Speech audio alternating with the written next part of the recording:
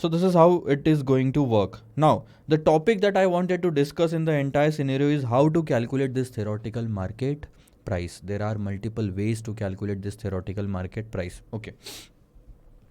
Another thing.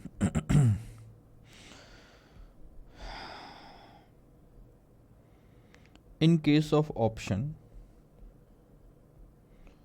one will be a buyer and one will be a writer, or we can say seller. Buyer is also called as a holder of the option. Seller is also called as a writer of the option. Buyer decides whether he wants to buy call option or put option. Call option is nothing but right to buy the underlying asset, and put option is nothing but right to sell the asset. Okay. No matter which option you decides to buy, you will have to pay the premium. You will be paying the premium. Okay. To whom? To the writer, sir. Understand this. This is how this process goes on. And at expiry or at this time of settlement, you decide whether you want to exercise or not. So mostly what happens is that if you are buying the call option, you will sell it sometime in the future to reverse or close the position, and the difference in the premium will be your profit. So today you are paying 10 rupees. If after 2 days this options premium goes to 12 rupees, that 2 rupees will be your profit. The question is how to calculate this premium. The valuation of the premium, or we can say value of the call option or put option, has two to three theories in our syllabus. One is called as binomial model and the another one is called as Black-Scholes model.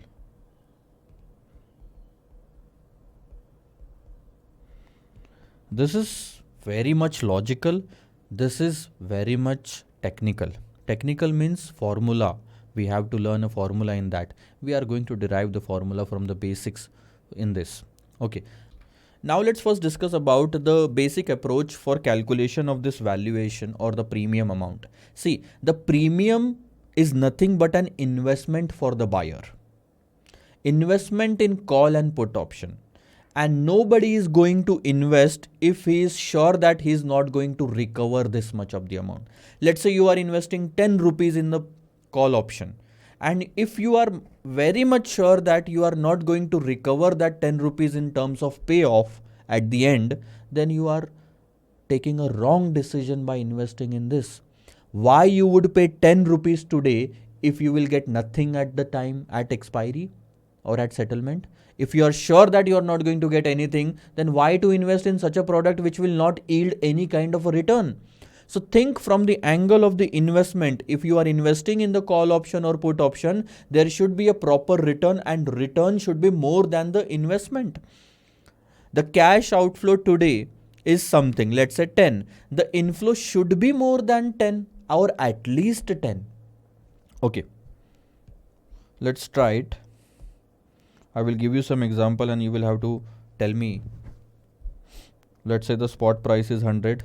As such, nothing to do with that. Let's say the strike price is 110 and the option's nature is it is call option. That means we have a right to buy the asset. The buying price, everyone wants the buying price to be lower. Call option is exercised only when the strike price is lower than the spot price. Am I right? Okay, sir. Now you will be paying a premium to buy this call option. Let's say we don't know that premium yet. And you are very much sure that the market price will not go more than 120 on the expiry. It will be lesser or equal to the 120 rupees. It will not go beyond 120 after 3 months. So if I'm very much sure about maximum that the stock can go is 120, that means what will be my payoff in that case? 10 rupees. Okay, let's start again.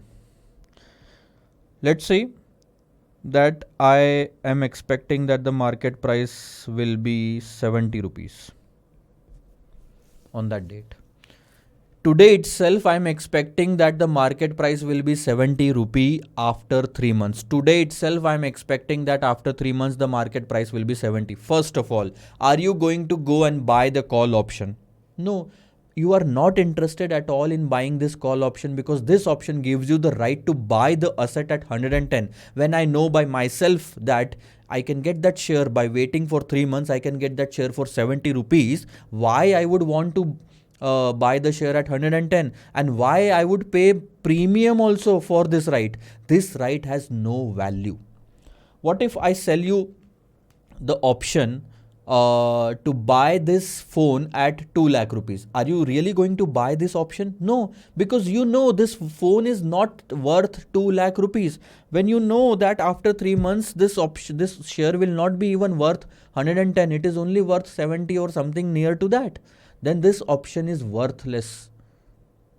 It has no value. So even if it is selling at 0, nobody is going to buy. I will tell you, even if it is selling at 0, nobody is going to buy, because on the expiry day, strike price is greater than spot price. You can clearly say that 110 is more than 70.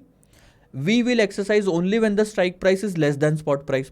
So if it is greater than spot price, nobody is going to exercise it, and the value of that option, the payoff, the profit from that option will be 0. Nobody is going to earn anything from this option. Okay, let's increase the price to 90. Still nobody is going to exercise. Let's increase it to 100, or let's make it to 110. Still nobody is going to exercise because it is equal to the spot price and no profit. Means till the price in the spot market reaches to 110 after 3 months, till, let's say for example, our expectation is that the price will reach to 110. That means till this point this option has no value, because nobody can earn from this. Nobody, at no prices below 110 and 110 as well, nobody is earning anything in this option. So if the return is 0, the investment will also be 0. Nobody is going to invest in something which yields 0 return. Okay, let's increase the value to 120. Now the strike price is less than spot price. We will exercise the option and the payoff will be 10 rupees for sure. In that case, what do you think? How much you are going to pay to buy this option? Are you going to pay 20 rupees to buy this option? Are you ready to pay 20 rupees to buy this option? No, sir. If my expectation on that date is the maximum price after 3 months is 120, that means the maximum profit that I can have in this option is 10 rupees. If the maximum return is 10 rupees, why anyone would invest 20 rupees to buy this option today? Nobody is going to invest 20 rupees for the return of 10 rupees after 3 months. So, practically speaking, 20 rupees is overvalued. This option is overvalued because this is the actual market price and this is the theoretical market price. What do you think should be the price at this date where the people will start buying the option? The maximum value of the option or the maximum investment in the option should be equal to the maximum return in that case. If the maximum return is 10 rupees, the investment should not go beyond 10 rupees, because nobody is going to pay more for receiving less.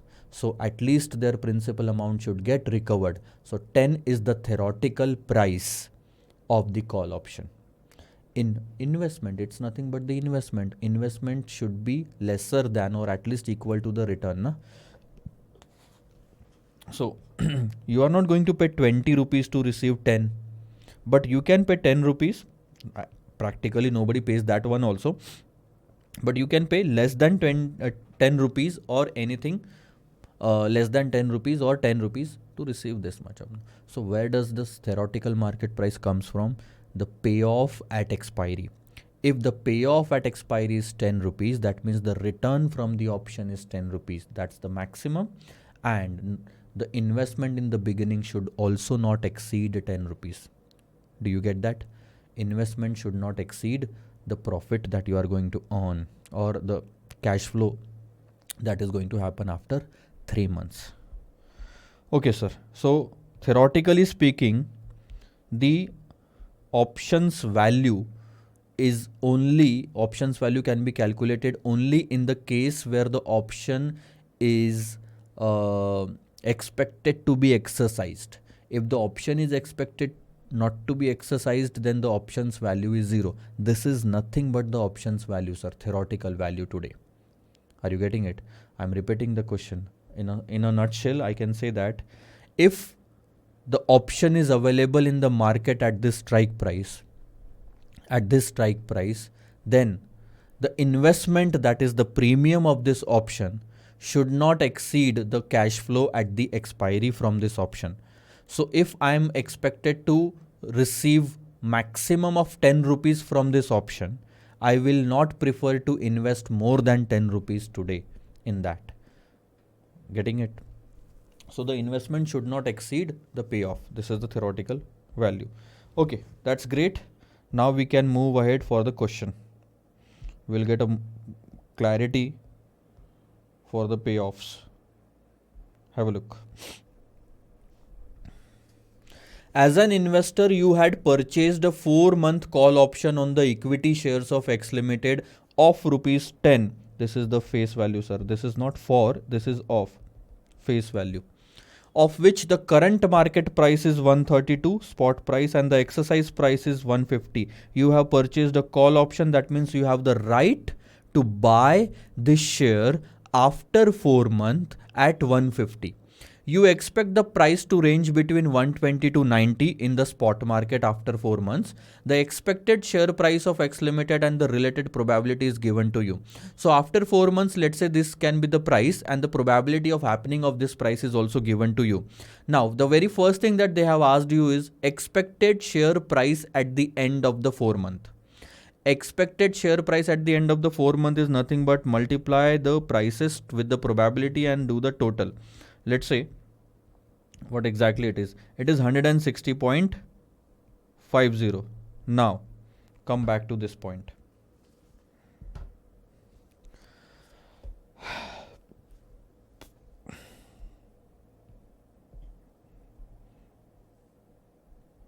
Question number 53. Let's see the details of this question. Today the stock is trading at 132. And the strike price of this option, call option, is 150. Premium, we don't know yet. Okay. 150. And your expected price is 160.50.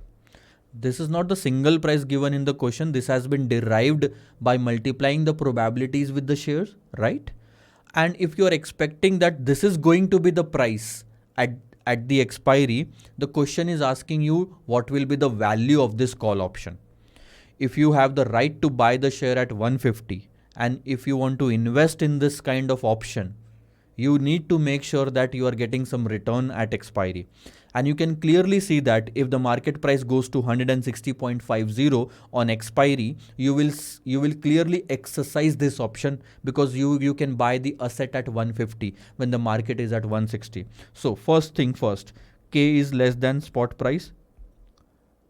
The condition is being fulfilled. Are we going to exercise this option? Yes, sir, because we can buy the share at lesser price. So what will be the payoff on this date? 10 rupees 50 paisa. 10 rupees 50 paisa. Okay, 10 rupees 50 paisa. So what do you think how much maximum investment you can make today in this option? 10 rupees 50 paisa, sir, itself. This will be the theoretical value of the option. This will become the theoretical value of the option if you are expected to have the market price of 160.50 at the end of the 4 months. But the question is saying something else. Have a look. Value of the call option at the end of the 4 months if the exercise price prevails. What do you mean by the exercise price prevails? That means after 4 months, exercise price is itself spot price. That means 150. That means question is saying that if after 4 months the market price is 150 itself, then what is this value of the option? The value of the option will be 0. Why? Because the option will not be exercised in this case. If the option will not be exercised in this case and the payoff is 0, and this becomes the theoretical price, which is 0. Understand the logic now. If you are expecting that the market price will be 150 after 4 months, why you would buy an option with the same strike price? And for that option also you need to pay something first. Are you going to invest a single rupee for this kind of an option when you can get this price, when you can buy the share at the same price without any investment in the spot market? In this market, you have to pay no premium. You can buy the share at 150. Then why to invest anything in the call option to buy the share at the same price? So there the premium will be 0, 150 minus 150. In this case, if the market price is 160.50 and the strike price is 150, we will exercise the option, and in that case, spot price minus strike price will be the option's value. But the question is not saying that this is going to be the price at the end of the 4 months. Question says that the market, the strike price will prevail in the market on that date. That means 150 will be the spot price. If 150 itself is the spot price and I can buy the share directly in the spot market, why I would invest a single rupee, even a single rupee in the call option to get the strike price of 150? I am not going to do that. Yeah, anything below 150 strike price will have some value in that market. Next question. In case of the call option is held till its maturity, what will be the expected value of the call option? By now you have understood the value of the call option is nothing but, see, value of the call option is nothing but maximum of, there are only two things that is going to happen. Maximum of S minus K. If the spot price is higher than the strike price, then the difference between these two is the value of the option or 0. Negative value cannot be there. So if it is 170 and the strike price is 150, then 20 and 0. Out of 20 and 0, the maximum is 20. That will become the value.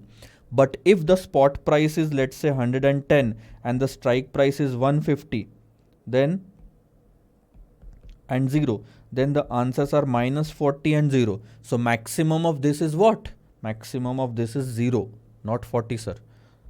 So maximum of this is 0. So 0 will be the value. The value of anything cannot go below 0. Understand? I will not pay you to buy this phone. You should pay me. Na? Negative value means I will be paying you. So understood the logic now. In case the option is held till its maturity, have a look. Lots of people calculated the answer as 10.5 in this question, in the third part. They said that if we hold the option till its maturity, the expected price is 160.50 and the strike price is 150, then the option's value should be 10.50. But this is not right. I will tell you what is exactly the correct answer. See, this is the share price. Let's say this is the strike price, this is the spot price. Okay. One by one we are going to solve. 20, 40, 60, 80, 90. Strike price in all the cases is 150. 120, 40, 60, 80 and 90. Now understand what course of action you are going to take one by one. If you hold the option till its maturity, this is just the expected price, but this is just the price which is multiplied by all these probabilities and the spot price. But in actual, when you wait for 4 months, the actual price will be 1 out of these 5. So if the spot price on that date is 120, will you buy the share at 150? No, sir, you will not exercise this option. If the market price is 140 for the stock, are you interested in buying the stock at 150? No. Why I would pay more if it is available at lesser price? Not exercised. In this case, you will exercise and exercise. See, because in the market it is available at a higher price, so strike price should be lower than the spot price. This is our condition, and this condition is met in the third, fourth and fifth price only, 160, 80 and 90. When the same stock is available in the market at a higher price, only then I will go for the lower price. That means I will be exercising the option. If I exercise the option, the value of the option becomes 0, 0, 10, 30, 40. Am I right? If I don't exercise the option, the value is 0. The value is 0. It cannot go negative. Now comes the probability. Let's say the probability 5, 20, 50, 10, 5, 15. 5, 20, 50, 10, 50, 10 and 15. Okay. Understand? Can I say that if 5% are the chances that the stock spot price is 120, if 5% are the chances for the spot price to be 120, then 5% are the chances for the value of the option to be 0? Yes, sir. If 20% are the chances for 140 spot price, then the same will be the chances for the 0 value. Because if the spot price goes to 140, the value will go to 0. So I can apply these probabilities for the values as well. For these values as well. What will happen? Value multiplied by probability. Just do it. This is 0, 0, 5, 3, 6. And the expected value will be 14. This is going to be your value of the call option. Because if this much are the chances for these prices, then the same are the chances for the value to be like this. You do the you can calculate the expected value then. Then the expected value of the option is 14. Why? Because I am expected to earn maximum of 14 rupees by investing in this option. Why the answer was coming to 10.50, sir? I will tell you the reason. The answer was coming to 10.50 because you exercised at this price. At this price, you decided to exercise the option, and this price was taken from this only, right? When you decide to exercise at this price, that means you are deciding at every point in these prices. But whereas we can see that in the first two prices, 120 and 40, we are deciding not to exercise. Now, if we go and exercise at these prices, exercise the option at these prices as well, then what will happen? 120 is the spot price, and if we are buying at 150, the value should be minus 30. Because an item of 120 is being bought by us at 150. Again, if the price is 140, we are buying at 150, the loss is 10. And then you multiply this with the probability. 30 into 0.05 comes to minus 1.5, and 20% into minus 10 comes to minus 2. And if you do the total of minus 1.5, minus 2 and all these things, the answer will come to 10.50. It is exactly this. So this is wrong. 10.50.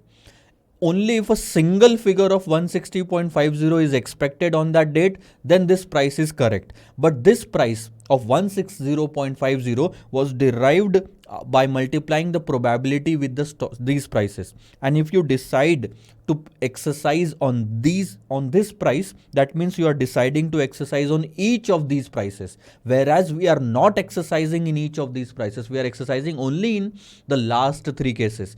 Because if you exercise in the first two cases, there will be a negative answer, which cannot happen.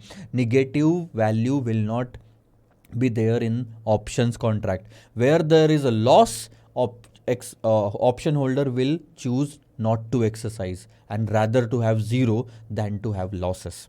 Do you get that? So this is how we have to calculate the value of the option.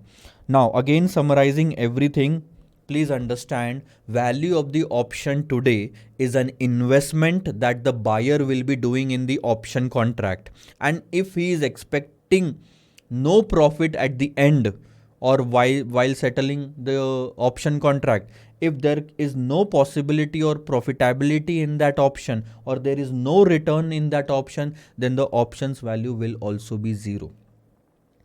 If there is a maximum possible return or value in the option at the settlement is 10 rupees, the option's value should be 10 rupees. So the theoretical price of the option depends upon the gross payoff at the settlement, because that's the maximum profit and that should be the maximum investment. No more than the payoff should be the investment.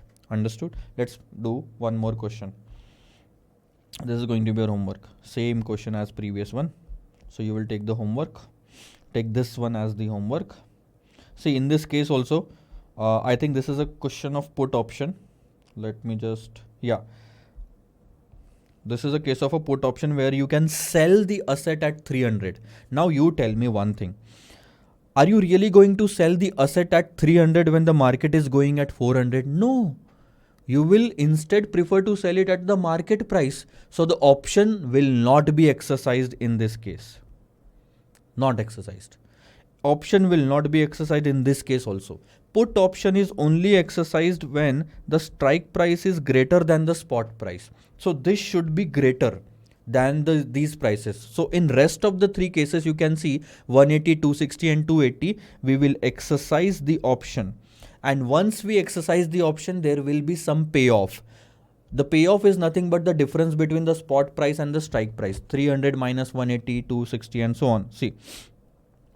So in the first three cases only we are exercising. In the last two cases we are not exercising because it's not profitable. So the difference multiplied by probability and the total of this will be the maximum payoff. This is the maximum profit by investing in the option. See, you are buying the option at this point. And if you know that the maximum profit is 30 in this option, are you going to invest more than 30 today?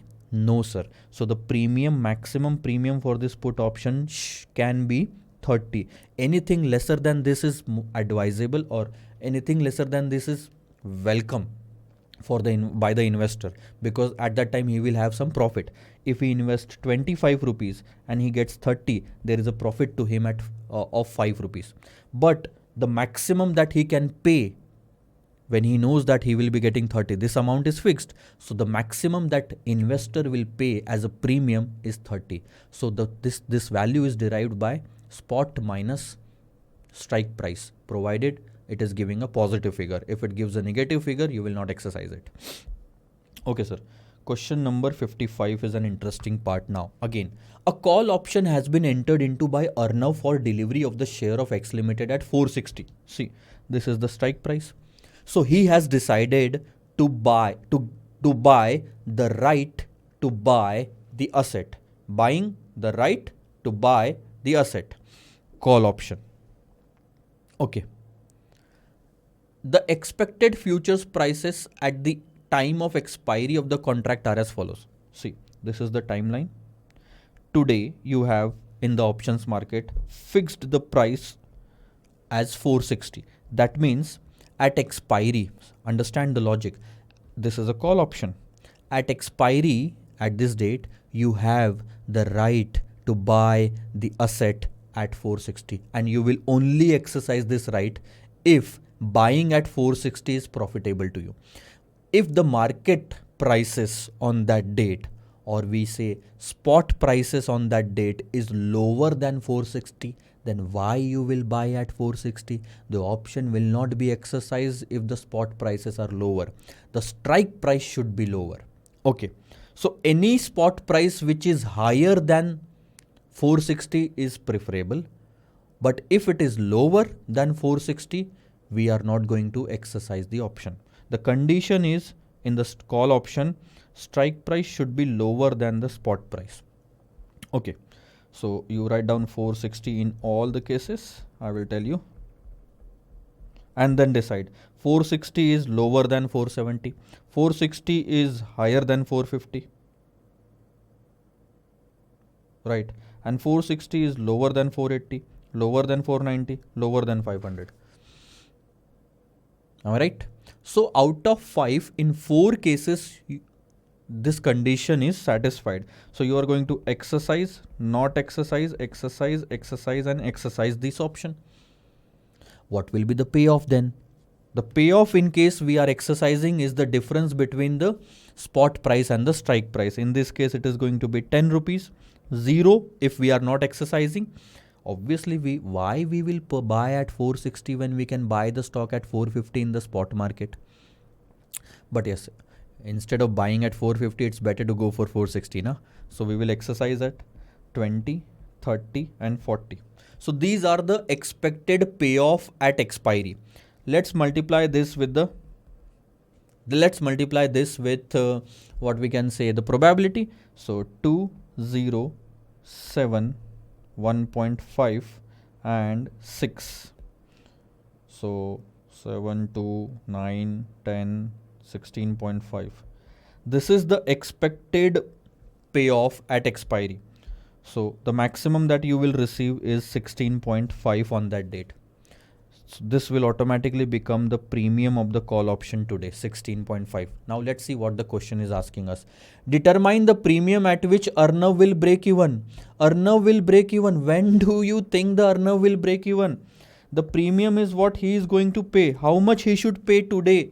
The maximum where he will break even. Break even means no profit, no loss. Sir, no profit, no loss means 0. How it is possible? When the maximum amount is 16.50 a year. You pay 16.50 to buy this option and then you receive 16.50 at expiry. There is no profit or loss. So indirectly the question is asking you to calculate the value of the option. 16.50. Understand the logic. When this is a timeline, when you settle the option, you get a payoff in this case. And when you buy the option, this is your investment in the option. When you invest in the option, it is at the premium. So tell me, nobody, no rational investor, if they know that 16.50 is the maximum that I will receive on that date, you are not going to pay anything more than 16.50 today. So automatically 16.50 will become the maximum investment that you can make. This is the maximum investment, and that's what the option premium is. Theoretical value of the option is nothing but the maximum payoff at expiry. That's it. And when they ask about the break even, we invested 16.50, and if we are getting 16.50, the profit or loss is nothing. That's called as break even. Okay, question number 55 is over. Now is the time to include one more thing in your valuation calculation. Till now, I was ignoring one thing in the calculation of these valuation. See, I'm investing 16.5 rupees. What I told you for the calculation of the value of the option is, if I'm getting 16.50, that's the maximum that I'm receiving at expiry, then what should be the maximum that I should be paying at the beginning? I told you that it's 16.50. But tell me one thing, there is a time gap between this. 16.50 is being received after 4 months, let's say for example. Am I really going to pay 16.50 today? No, sir. Today's amount of investment should be lesser than 16.50, because today's 16.50 is not equal to 16.50 at the end of 4 months. Nobody is going to do that. They will pay 16.50 lakhs today and receive 16.50 lakhs after 4 months. They will still lose the money. That is called as interest. So practically speaking, if we want to improve this formula or this concept of value, theoretical value of the premium, then we should calculate the present value of 16.50. That's it. Don't you think so? Time has value. Time value of money, if you remember that thing. Time has value in terms of money. So this is practically wrong. You cannot compare 16.50 received after 4 months with 16.50 invested at time 0. So saying that the maximum payoff will be my investment is wrong. The present value of the maximum payoff will be my investment. This is right, sir. Because whatever you are going to invest today, we will assume that you are borrowing this much of the amount. Let's say in order to buy this option, 16.5 lakh rupees is the premium. How are you going to invest in this option? You are going to borrow from the market, and after 3 months or 4 months at expiry, you will pay this along with interest, and let's say the interest comes to 0.5, then along with interest the payment is 17 and you are receiving only 16.50. There is still a loss. So one thing we need to improve with this formula is time value of money. We need to include time value of money in this concept, and then it will be a better version of theoretical market price. Till now, if the question asks you in such a manner, these are exam related questions only, and in no question we had been given with we were given with the risk free rate of interest or any kind of interest rate. You can just look at the question. There was no interest rate in this question. Then how to calculate the time value? We didn't calculate because of that. In this question, if they would have given the rate of interest, then we would have calculated the present value of 30. In this question, the proper answer is the present value of 16.50 because this is the inflow after 3 months, not at time 0, and the investment has to be made at time 0. In the previous question, when we calculated 14, the 14 was the wrong answer. The 14 was the wrong answer if the rate of interest is given in the question. If the rate of interest is given in the question, then the proper answer will be the present value of 14. Do you understand this thing? Okay, so let's find out another model of solving such questions.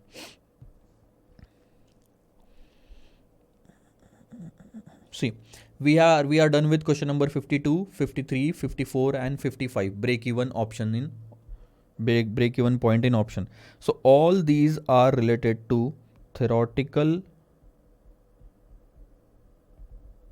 value of option, which was nothing but maximum of spot minus strike price in case of call option and 0, and maximum of strike minus spot price in case of put option. It cannot go below 0. So this is the condition. But now we are going to discuss from question number 56 onwards binomial model. So there are 6 questions based on the binomial model.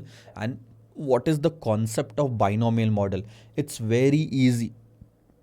Whatever you did in these 3 questions, now you are going to repeat in this, except for one addition. Like, you are going to do all those things with one addition. What is that additional thing? It's the time value of money. Whatever you are calculating here, you are going to just discount that to bring to time 0, and that will become the value of the option. This binomial model and Black and Scholes model, all are calculating the theoretical value of the option. So we are still sticking to the basics that the options value is nothing but the difference between spot price and strike price. But we will be calculating the present value this time, so that we include the factor of time value of money. I will just take a break and I will be back after 5 minutes to discuss the binomial model with you. So welcome back after this break, and now we are going to discuss about the binomial model and the Black and Scholes model. First, we are going to obviously discuss about the binomial model, but please be assured that this is nothing new. The objective or the purpose is the same, calculating the value of option. And let me just take you to the charts. And if you go to the chart directly on the derivative chapter, you will realize that this is the last part of the options, and it's more or less the same that we have already discussed. Option buyer has 2 types of option, call or put option. Once he buys this option, that means he has to pay the premium to the seller. This premium calculation has two different parts. Valuation, what are the factors which needs to be considered for the valuation? This is all theoretical part, you can read it. But for the methods of calculating the valuation, there are two methods that you need to consider. The binomial model and then the Black-Scholes model. So this theory has something to say, and that is what we are going to decide. Discuss. But please make sure that everything we are doing only for the purpose of calculating the theoretical value of the premium, that at what price the option should be traded in the market, or like call option should be traded in the market, or put option should be traded in the market, so that an investor or a speculator or an arbitrator can take a better decision whether to buy the option or sell the option in order to make a profit. Okay, let's come to this point now. What happens in the binomial model?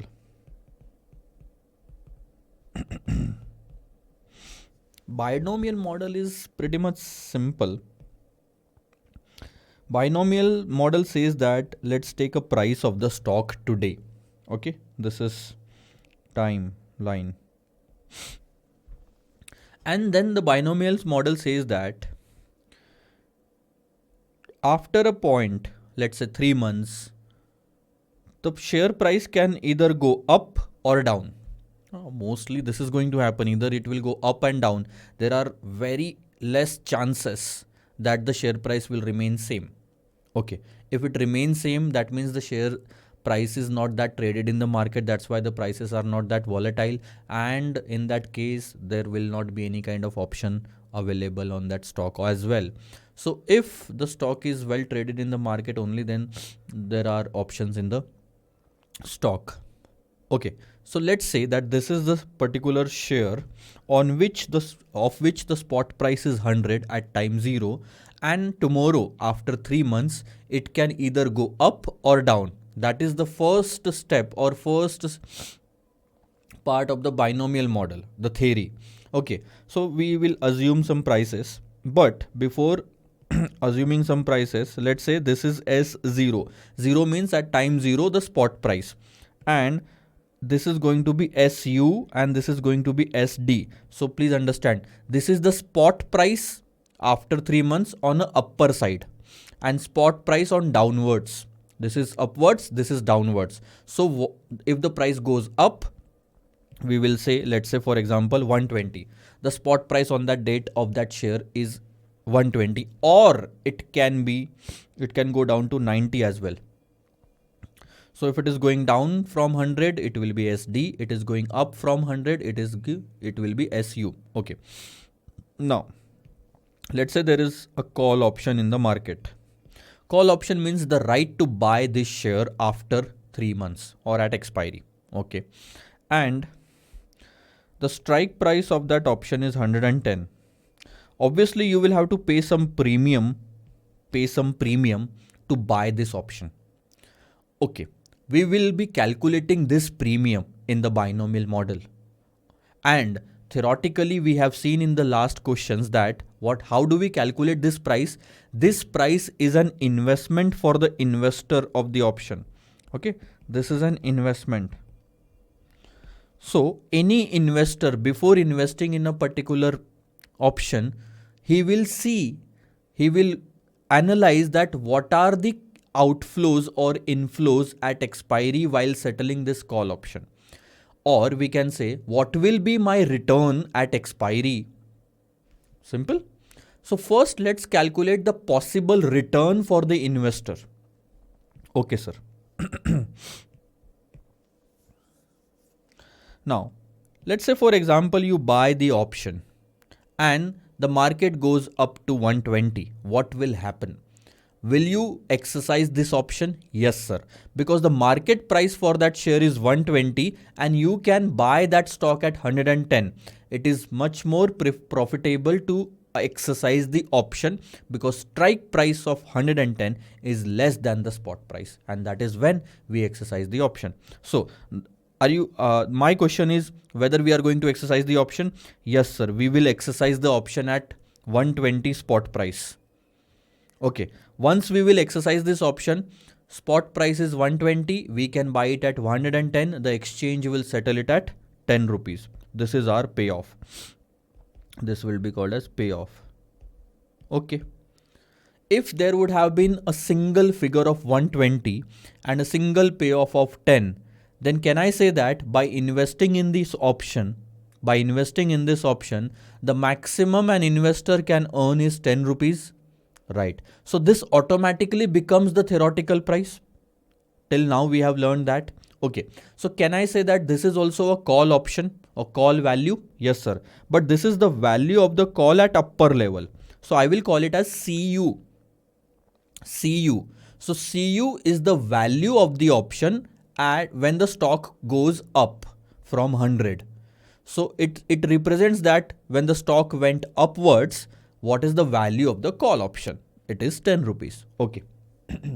Let's do the same thing when the price goes down. If the stock price goes down to 90, what will happen? Are we still going to buy the stock at 110? We are not interested in this price now because we can get a stock at a lower price. So this option will get lapsed. Once it gets lapsed, that means it is not exercised. The value of that is 0. At 90 rupees, you just understand, at 90 rupees, nobody is looking at this 110 rupees to buy the stock. People are buying it at 90 rupees. Nobody is going to buy it at 110 rupees. So the value of this entire offer is 0. That's why it is 0. We are not exercising it. And this will be the call value at downward side, CD. So understand, if I say SU, that's the stock price at upper level. If I say CU, that's the call value at upper level. If I say SD, that's the stock price at lower level or downwards. And if I say CD, that's the call value at downwards level of the stock. Okay. Understood. Now, can we do the total of all these 10 and 0? No, sir. Because these are not the two cash flows that will happen. Either the price will be 120 or the price will be 90. Then in the same manner, we can say either our profit will be 10 or the profit will be 0. So the first thing that we need to find out now is the probability of happening of 120 and 90. I will tell you one thing. I will just show you one thing. Just have a look.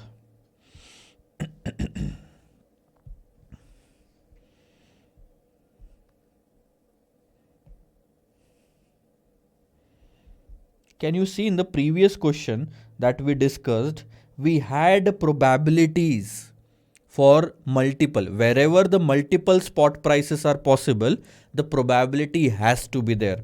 In this question also, we had the probability. Question number 54. We had the probability. Wherever the multiple stocks are possible, there we have to find out the probability. Okay, just a second.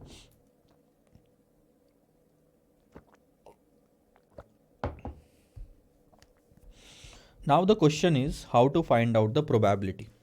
So if we get the probability, if one thing is to be noted in this case, even if we get the probability of upper side, we can automatically calculate the probability of the lower side, because in binomial model, there are only two possible prices at a time.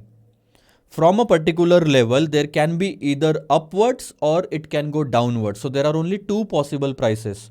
If you get the upper level probability, let's say 40%, then automatically the lower level probability becomes 60%. Okay. So we need to find out the probability. There are two ways to use the probabilities with this. First, it will be given in the question directly. That's the easiest part. If it is given in the question, let's first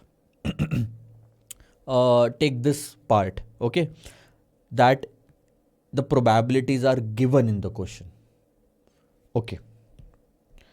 Let's say the probability is given in the question and the probability of happening of these events. I think I have to just give me a time.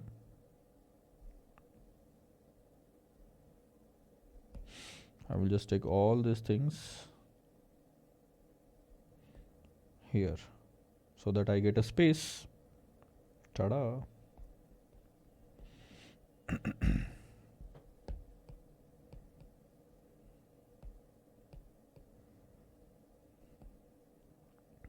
Okay.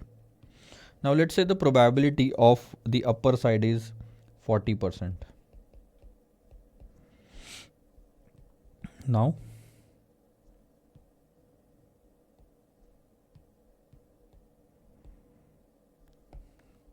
if the probability of the upper side is 40%, the lower side is 60%. That means, or in another word, can I say that chances of price moving to 120 is 40% and the chances that the price will go down to 90 rupees is 60%. If 40% are the chances for 120 rupees of the stock price, can I say that the same is the probability for 10 rupees of the payoff? Because 10 rupees will be the payoff only when the market price will go to 120 and the probability of that is 40%. That means the probability of 10 rupees is also 40%. I can multiply 10 with the probability. I can multiply 0 with the probability to have a single figure. And that's what we did in the previous question. When we have been given with the multiple stock prices, we first calculated the payoff and then we multiplied it with the probability to come to a certain figure. So let's do that. When I multiply it with the probability, 10 multiplied by 0.40 comes to 4 and 0 multiplied by 0.60 comes to 0, and then I have a total of 4. So this is my, we can say, expected payoff at expiry. This 4 is the cash flow. 10 was the cash flow, 0 is the cash flow, 4 is the cash flow. 4 is the cash flow at expiry. But we need the value of call option at time 0. Isn't it? We need the call option value at time 0 because we need to buy it at time 0. So can I write down 4 is the value of the call? Till this point, I think we have discussed or we have learned in the previous question as well. The values were given. We calculated the stocks prices were given. We calculated the value of the option, then multiplied it with the probability, then did the total. But in the previous question, we used to directly put this 4 here. But now, if the rate of interest is given to you, let's say the normal rate given to you is 12% per annum. And this period is 3 months. So what are you going to do? You have to discount this cash flow, this 4, by 3 month rate, which is nothing but 12 by 12 into 3, that is 3%. So how are you going to do it? It's very simple, sir.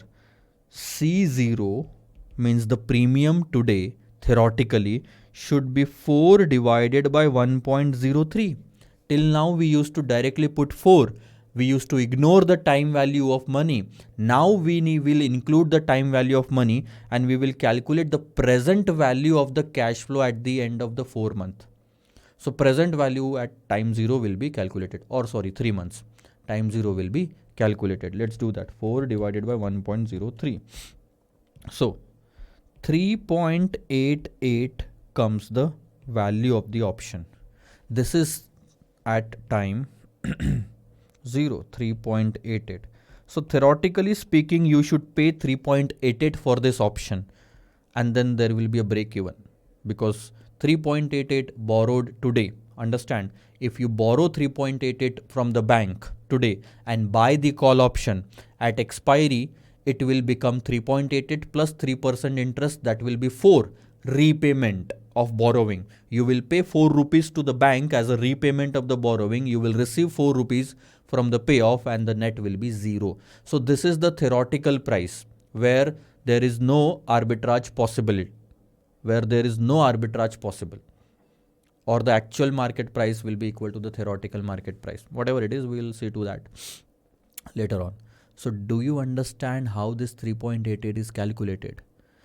Till the previous question, in the last 2-3 questions, we have seen that 4 is nothing but the value here. But now we are just putting a time value of money between this price and this price.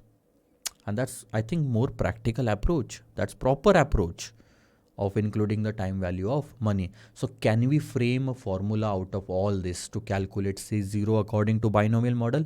Yes, sir, it is possible. So let's do the process and derive a formula. How did we calculate 4? How did we calculate 4? Sir, 4 is nothing but 10 multiplied by 0.40 plus 0 multiplied by 0.60 divided by, can I say 1.03 as 1 plus r? Yes, sir. Again, how did you calculate 10? What was 10? 10 is nothing but call value at upper level, and 40% was nothing but the probability at upper level. So, Cu multiplied by the probability. Very simple.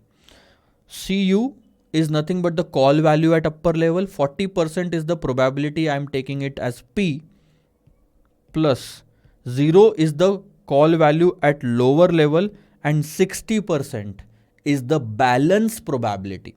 If I have given P to 40%, can I write down 1 minus P to 60%?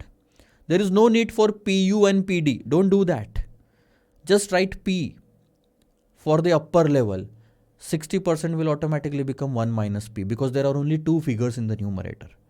If one probability is given, the other will be 1 minus the previous one. So this becomes the formula. 1 plus R. This is the binomial model formula for calculating the value of call option.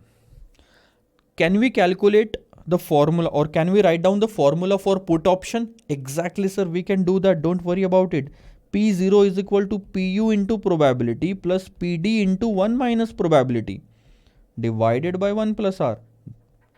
So is it difficult? No, not at all. So are you okay with the formula now? Don't try to mug up this formula. Try to understand it. There are only two possibilities, right? So calculate the call value at one level, a call value at other level, multiply this with the probability and multiply this with the balance probability. Divided by 1 plus r to calculate the discounted value. So divided by 1 plus r is done to consider the time value of money. One thing that you need to make sure is that when the normal compounding is given, then you will be using 1 plus r. But when the continuous compounding is given, then you need to make sure that you are using e to the power rt. So in the denominator, instead of 1 plus r, you will be using e to the power rt if the continuous compounding is been asked in exam, or if the e value is given in the exam at the end of the question, then you should make sure that you are using e to the power rt instead of 1 plus r. Get it? This is how we calculate the theoretical value of the call option. Binomial model is nothing but what we have learned in the previous question, 2-3 questions, and then adding the time value of money to it. That's it. This becomes the binomial model. Okay, sir. Okay. Let's find out the answers in this question. I think the probabilities are given in the here. No. Okay, one thing which we need to do again, or we need to discuss, one thing which has been left to discuss is the probability. I told you there are two ways to take the probability here. One way is that it is directly given in the question, and the other way is to calculate that probability. And if there is a need to calculate that probability, you can do that. Have a look. Calculation of probability.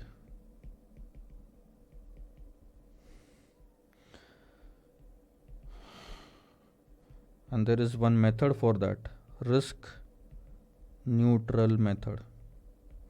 What does the meaning of risk neutral method? What exactly is the risk neutral method, and how are we going to calculate the probability? Let's say this is a guy, or this is an investor. Okay.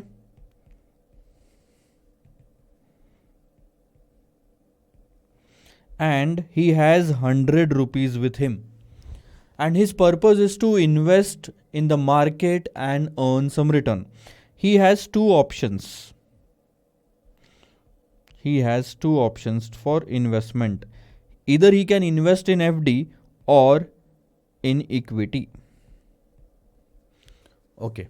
If he invests in FD today, in a year, he will get 12% return, because FD's return is fixed and FD is a risk-free security. So if we goes with the FD and invest at 12% per annum, after 1 year, for the sake of understanding, I'm keeping 1 year. After 1 year, his proceeds, investment proceeds will be 112 rupees. 100 multiplied by 1.12. Okay. So that's 112 rupees. Now tell me one thing. Today the stock's price is 100 rupees, and if he buys the stock today, at 100 rupees, okay, tomorrow the price can go up or down. Either it will be 120 or it will be 90. Okay. Now there will be some probability for 120. There will be, the balance will be the probability for 90. We can keep P also here and then calculate this. But the standard practice is, let's say P is the probability for upper side and the balance is the probability for the lower side. Now tell me one thing. Let's say whatever is the probability, you multiply it with this, and then the total comes to 111. Then the total comes to 111. Let me just complete this calculation instead. We will find out the probabilities later on. Let's say the probability right now is 0.70 and 0.30. What will happen? 120 multiplied by 0.70 is 84 and 90 multiplied by 0.30 is 27. The total is 111. Now what will happen? Just see. Where do you think an investor will invest? They will invest only in fixed deposit. Why? Because the outflow or the net cash flow at the expiry or after 1 year is more in this case than in equity. In equity, they are getting 1 rupees less. In this, they are getting 112 rupees. So what will happen? More and more investors will come and choose FD over equity. So that means the equity's demand will decrease. Understand? Equity's demand will decrease, which will result into the reduction in the or fall in the prices of the equity. Once there is no demand for the equity shares, the prices will start falling. The prices will start falling means the probability of 90 rupees, probability of the prices to go to 90 will increase and this will decrease. This will increase and this will decrease. Okay, understood? Now, what will happen? Let's say, for example, we do one thing. Let's do one thing. I told you that the probability of falling prices will increase because of the lesser demand in equity, because everyone is going here. And why everyone is going into FD? Because they are getting more amount in FD than in equity. Okay. Now what will happen? This probability will get increased. That we understood. But on the other side, lot of people are coming into FD only. That means the demand for fixed deposit will increase. That means there will be more money flowing into the bank to create FD. Banks will realize that our FD has a great demand and we have received a lot of money. But after a particular point, it will be a burden on the bank, because banks will be like, we are not going to pay so much of the money or interest to the investors. So bank, looking at the demand in this FD, they will reduce the rate. Let's say they reduce the rate to 8%. Then what will happen? There will be only 108 rupees that the investor will be receiving afterwards. Whosoever is going to invest at 8%, they will get 108 rupees. Now, looking at this price, this cash flow, investors will start shifting to equity because equity is giving you more return, 111 rupees. And that is better than 108, right? Now what will happen? The demand for equity will get increased. Looking at the demand for the increased demand for the equity, what will happen? The expectation that the prices will go up will increase, because higher the demand, higher will be the prices. The prices will start going up. And looking at this trend, the expectation that the prices will end up at a higher level will increase. Okay, this process will continue. This process of increase or decrease in the interest rate will continue. What will happen? A lot of people will shift their focus on equity. The FD will get reduced. The demand for FD will get reduced, and in order to attract the investors, banks will again increase the interest rate. And this will keep going on unless and until the prices comes to, or the cash flow in both will come at equilibrium. The market in both, the demand in both the market will stabilize only at a point where the equities cash flow is equal to the FD's cash flow. And this is risk-free approach. There is no risk in this case. At least this much of the return should be given by the equity, right? All and all, the investors are expecting that if the FD is giving us 12% return, the equity should also give us 12% return. That's it. That's it. So if the FD is giving you 100 multiplied by 1.12, that is 112, the equity's return at the end should also be minimum 112. See what will happen now. Let's remove the probability and write down these things. P 1 minus P. Once you multiply it, you will get a value and then you total it. This should be equal to 112. And if this is equal to 112, let's imagine this. Let's remove the everything else. If this is 112, this is 112, the demand for both will be stable. The demand for both will stabilize. So there will be a demand for both equity and FD in the market. This is where the equilibrium is achieved. And let me tell you one thing. In order to be this price, in order the equity should give this price, the probabilities can be calculated easily. The probabilities can be calculated easily. 120 multiplied by probability plus 90 multiplied by 1 minus probability should be equal to 112. Why it should be equal to 112? To stabilize the demand. So let's create a formula. 112 should be equal to 120 multiplied by probability plus 90 multiplied by 1 minus probability. With the help of this, you can easily calculate the probability. Okay. So the probability will be 112 is equal to 120p plus 90 minus 90p. So you take the 90 on this side, 112 minus 90 is 22 and this is 30p. With the help of this, you can calculate p, which comes to 73.33%. This is the probability of upper side. So what will be 1 minus p? 26.67. This is the probability of the lower side. That's it. This is the probability where the demand for both will stabilize. Even if something is there, like if the probability goes down, the demand will start shifting.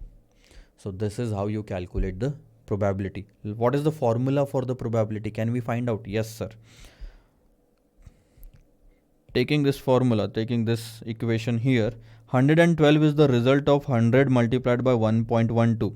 100 rupees invested in the FD multiplied by 1.12 is the interest rate that they are getting. So the cash flow in FD should be equal to the cash flow in the equity. And equity was like this: 120 multiplied by probability plus 90 multiplied by 1 minus probability. So let's replace with the variables. 100 was nothing but S0, 1.12 is nothing but 1 plus R, 120 is nothing but SU, stock price at upper level, multiplied by probability, plus 90 is nothing but SD multiplied by probability, 1 minus probability. Okay, are you okay with this? Now, let's transfer this 1 plus R on the other side. It will be like S0 is equal to SU into probability plus SD into 1 minus probability divided by 1 plus R. This is the formula which is very similar to the formula of, very similar means actually similar to the formula of call option. If you want to calculate C0, put Cu into probability plus Cd into 1 minus probability divided by 1 plus R. If you want to calculate S0 in the risk neutral method, Su multiplied by probability plus Sd multiplied by 1 minus probability. Again, I will tell you, we can convert this formula into some other formula as well. Have a look.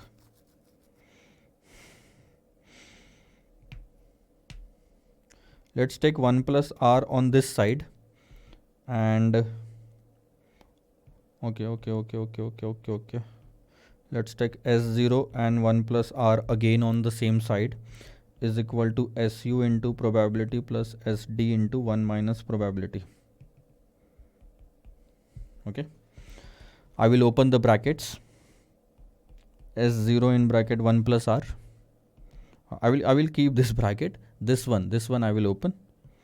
So SU into probability plus SD minus SD into probability. Are you okay with this? Now let's do one thing.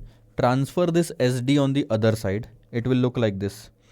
S0 into 1 plus R minus SD is equal to SU into probability minus SD into probability. You can take probability common from both of them. So S0 in bracket 1 plus R minus SD is equal to probability in bracket SU minus SD. And now you can take SU minus SD on the other side and it will look like this. S0 into 1 plus R minus SD divided by SU minus SD is equal to probability. So this becomes another formula to you. S0 into 1 plus R minus SD divided by SU minus SD. That's it. That's it, my friend. That's it. With the help of this, you can calculate the probability. And these prices are given to you. Have a look.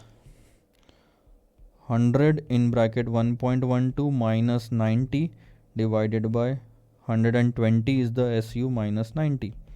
That's P. So 112 minus 90 is 22 divided by 30, which is P. This is nothing but 22. This was also nothing but 22. Where is that? 22 divided by 30. 22 divided by 30. So can you stick to this formula? Yes, sir. There is one more formula in the institute's module.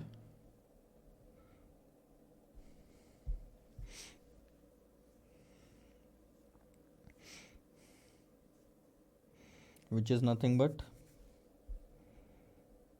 the ratio. There is one more formula in the institute's material, which is nothing but you just divide this entire side by S0. When you divide it by S0, it will look like this. S0 1 plus R divided by S0 minus SD divided by S0 divided by SU divided by S0 minus SD divided by S0. I will tell you why they have done it like this. Should be equal to probability. Now you can clearly see that this S0 and this S0 is cancelled. Okay. And SD is 90 rupees. This is 100. 90 by 100 is the volatility of price moving downwards. See. They have replaced D with SD minus SD divided by S0, that is 90 divided by 100, that means 0.9. What is the 0.9? 0.9 is the volatility of price moving downwards. That means current price multiplied by this will be the new price. That's it, the simple. And they have replaced U with SU divided by SD. S0, sorry. That's 120 divided by 100, that means 1.2. So 1.2 is the volatility of price moving upwards. 0.90 is the volatility of price moving downwards. Then the formula will become 1 plus R minus D divided by U minus D. Simple. So you need to understand what is the meaning of D. D is nothing but the volatility of price moving downwards. It is calculated as SD by S0. Have a look on the graph. See, this 90 divided by 100 is 0.9 in this case. That is the volatility, that the percentage of new price, the percentage of price going downwards is 90. That is 90% of this.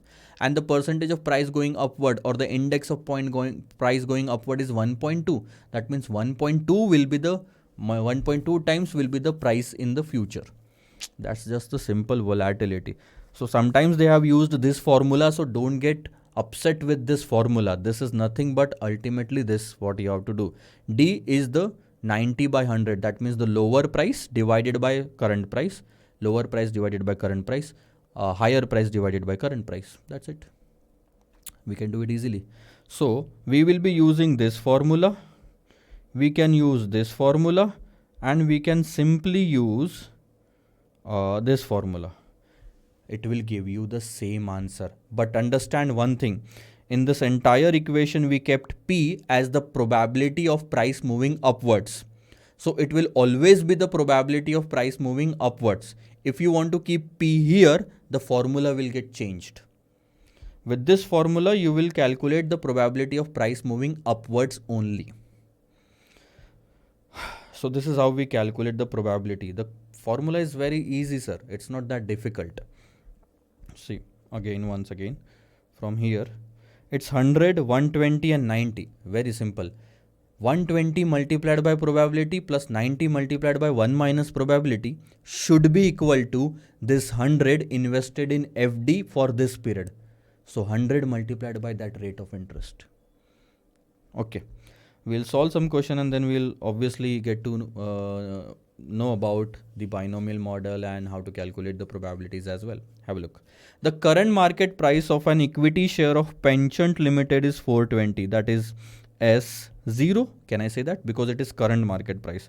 Within a period of 3 months, the maximum and the minimum price is expected to be 500, which will become SU, 400, which will become SD, respectively.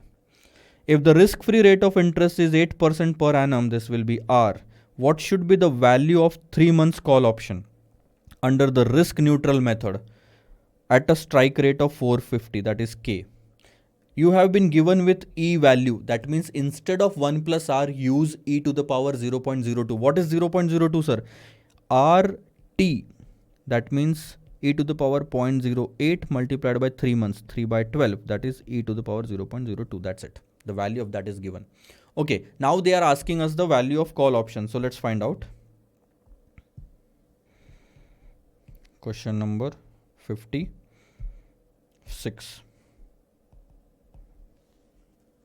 It's easy now. S0 of 420 is given to you. The stock price today is 420 and one call option is available. Call means the right to buy. At what price we can buy? 450. Understand that if it's a call option, we will exercise only when the strike price is lesser than the spot price. It should be a cheaper, no? Tomorrow the stock can go up to 500, which will become SU, and 400, which will become SD. Am I right? Okay. Now what will happen to the option? We have to calculate C0. That means the value of the call option. How much maximum premium that we should pay today? We will be paying only the payoff, the present value of the payoff that we are going to receive.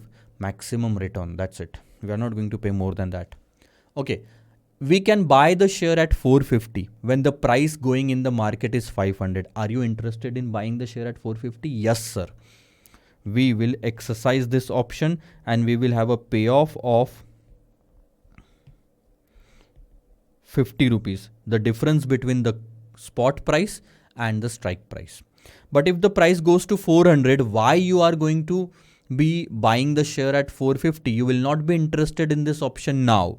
And once you are disinterested in the option, all the investors will be disinterested in this option. There is no demand for this option. Then there is no value for this option. The value of the option not exercised will be 0. This will be called as CD. Okay, clear with this? Now is the time to calculate probability. Okay, the question is asking you to find out the value of call option, which is nothing but the call value at upper level into probability plus call value at lower level into probability divided by e to the power RT. Remember this, e to the power RT, because question has given us the value. Now we have to calculate the probability. How to do that? So it's very simple. E to the power RT minus D divided by U minus D is as simple as that. If they're asking for a risk neutral approach, yes sir, we can do that as well. The risk neutral approach is nothing but S0 is equal to the current spot price is equal to SU into probability plus SD into 1 minus probability divided by e to the power RT. Or you can take e to the power RT on this side as well. Nothing but the same. Like, see what is the difference in this formula and this formula. So you put the values here and calculate the probability, put the probability here and calculate the C0. In this question, we know everything but the probability, and in this question, we will be knowing everything but the call value. So stock price at today's price is 420.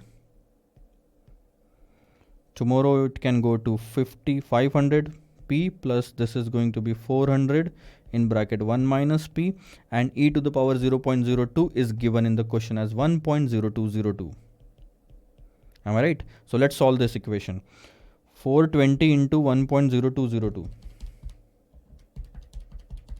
goes to 428.48.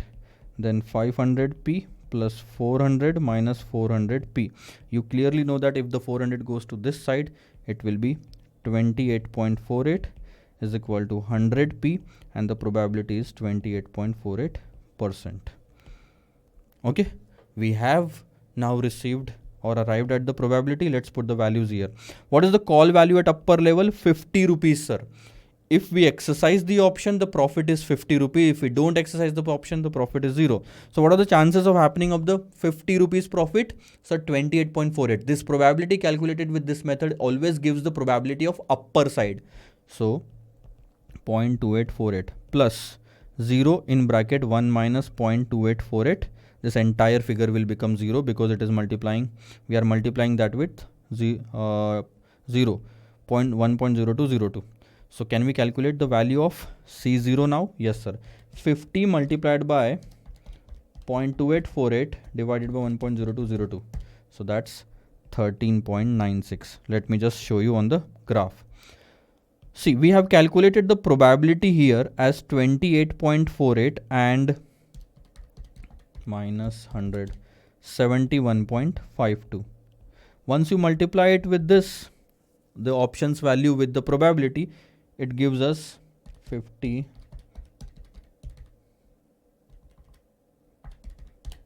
14.24, and this is 0. So the total is 14.24. This means that the expected payoff at expiry is 14.24. This is the maximum profit for an investor of a call option. But this cannot be the value of the option today because there is a time gap between the two dates. This is at expiry. So bring this cash flow by discounting it with 1.0202. 14.24 divided by 1.0202, it becomes 13.96. So theoretically, the options value should be 13.96 today. That's what we have to calculate. Do you understand the entire logic? If you buy the call option today, the price can go to this price or this price. If it goes to this price, you will exercise the option and have a payoff or profit of 50. But if it goes to this price, the profit is 0. But now, either the profit can be 50 or 0. There are two possibilities at the expiry, at the end of 3 months. So calculate the probability of 50 or probability of 0 and probability of 0. If there is only one cash flow or one stock price now, then there is no need to calculate the probability because it is 100%.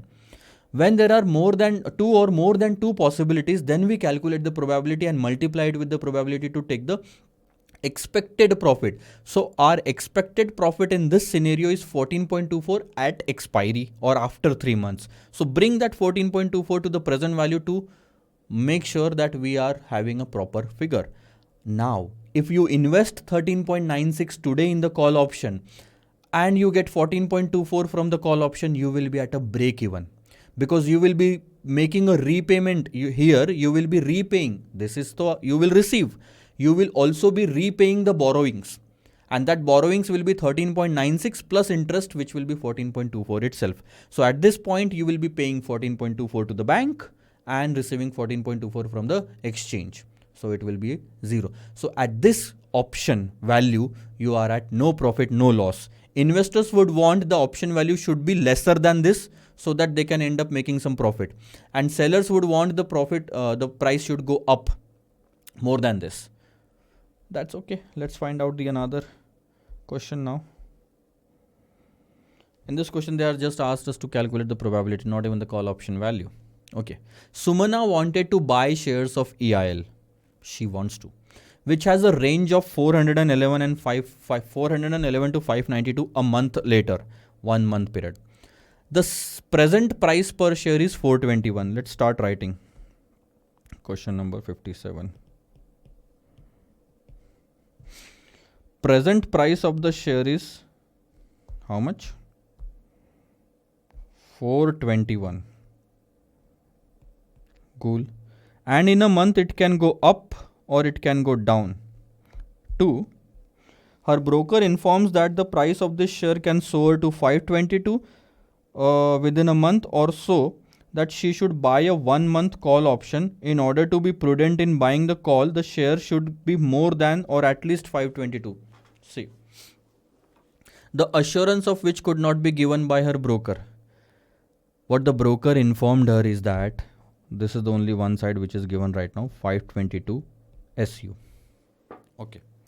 Now, she asked the broker something.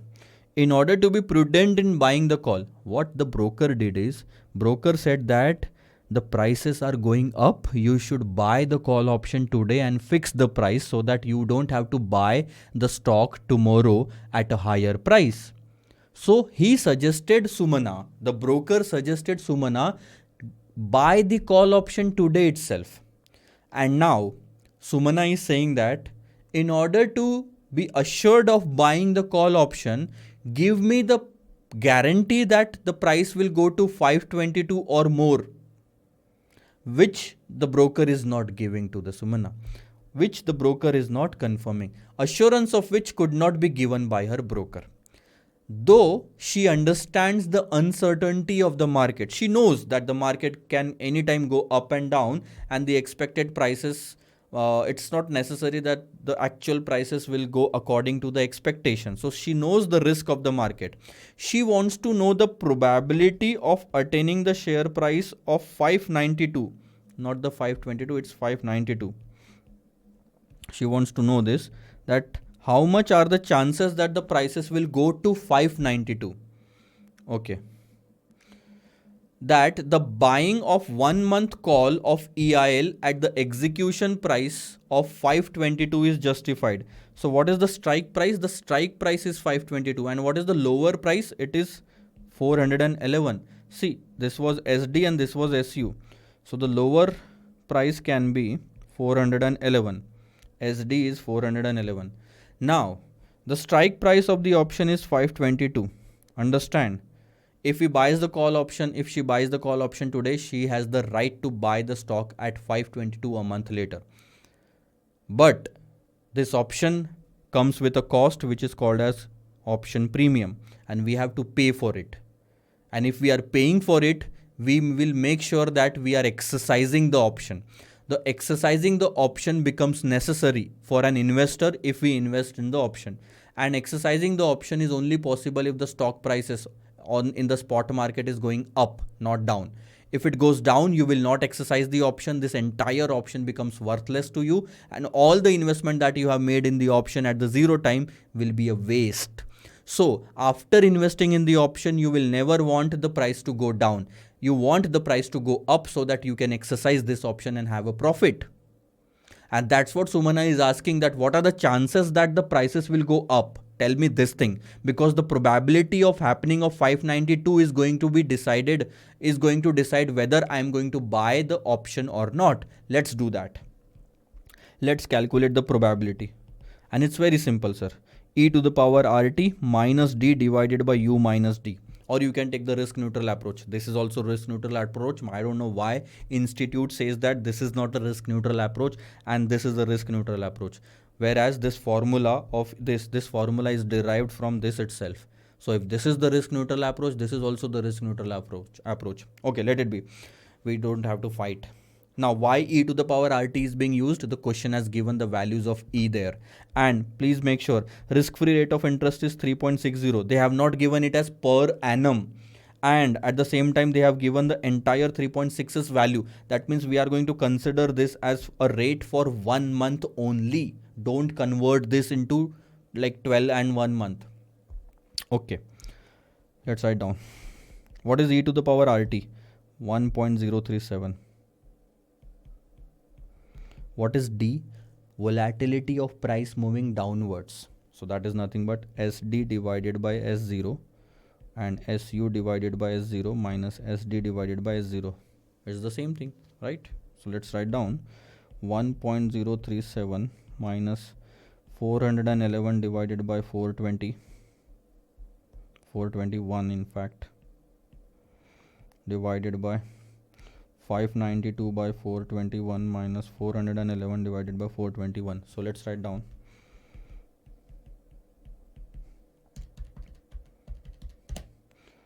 0.9762.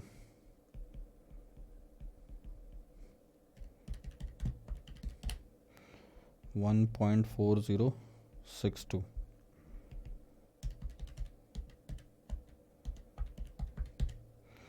0.0608.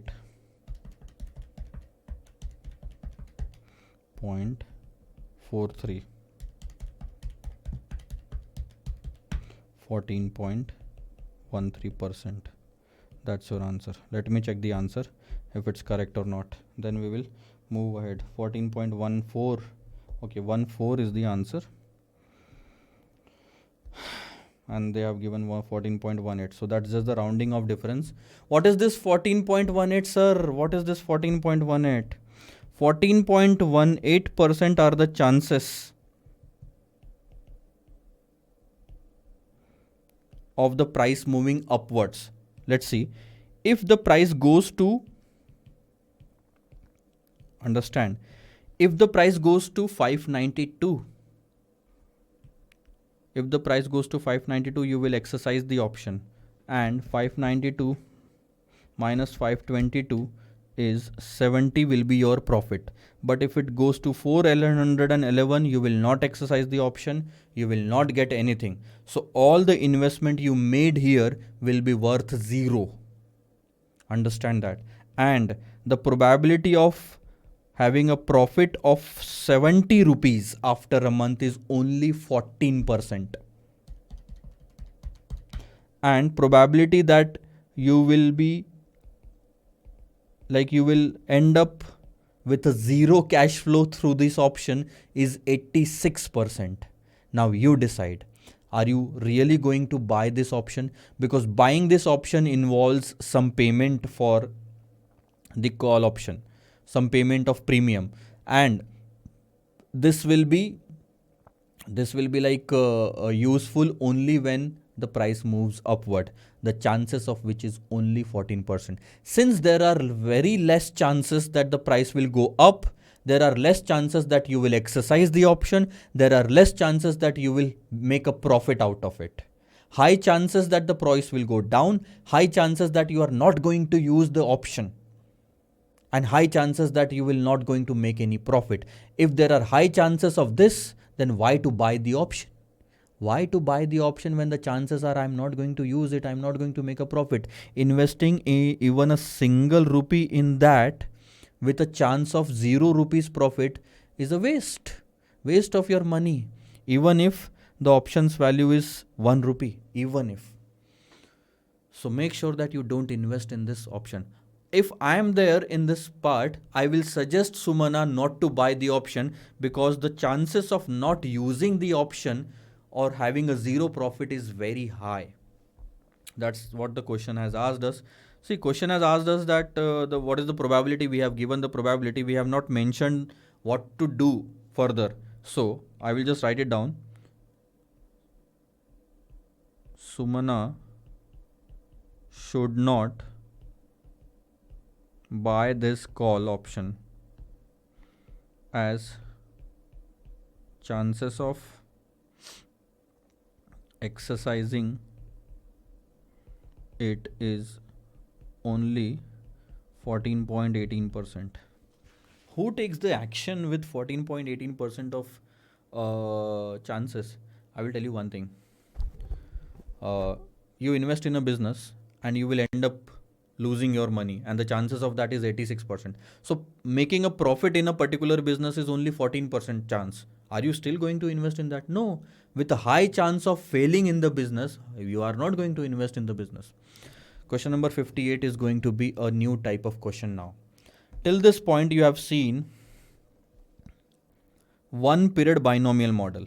One period means from here we used to just stop at the next period. So that counts for one period only. What if after this point there are two more possibilities? After a price reaches to 592, there are two more possibilities that the share price can go up from here as well and down from here as well. See, what if question number 58 is on that? Let's discuss with the question itself. Okay, so let's read this question now.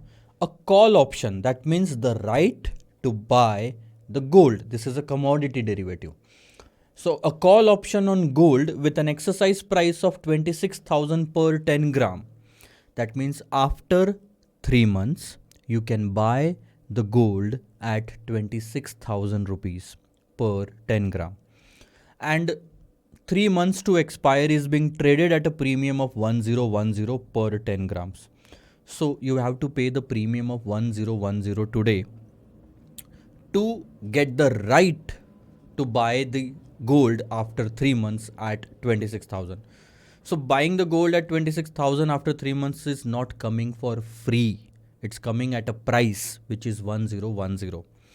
It is expected that in the 3 months time the spot price might change to 27,300 or 24,700 per 10 gram. At present this option is at the money. Okay. Is at the money. So this is what you have to learn first.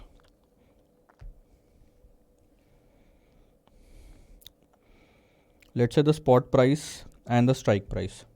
Today, the spot price is 100 and the strike price is, or let's take it in this manner, K and S. Let's say you can buy the shares at 100. This is the strike price of a call option. And the spot price is 90, 100 and 120. Okay. And this is a call option. Okay, sir.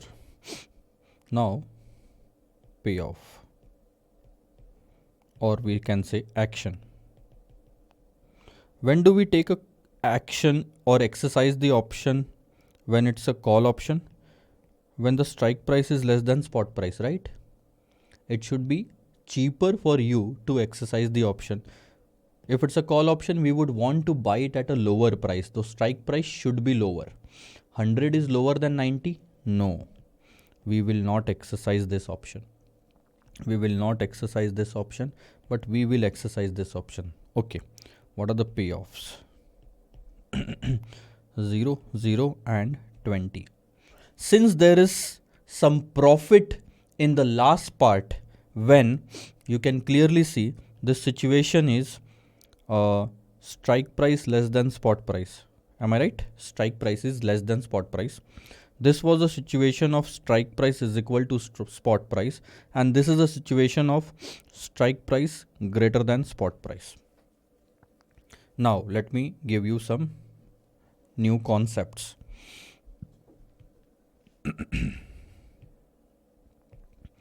When it's profitable for you to exercise the option, that means you can earn something by exercising the option.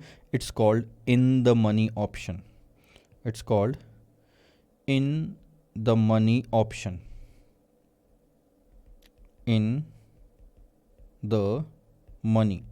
In the money means it's giving you money. Option is now giving you money.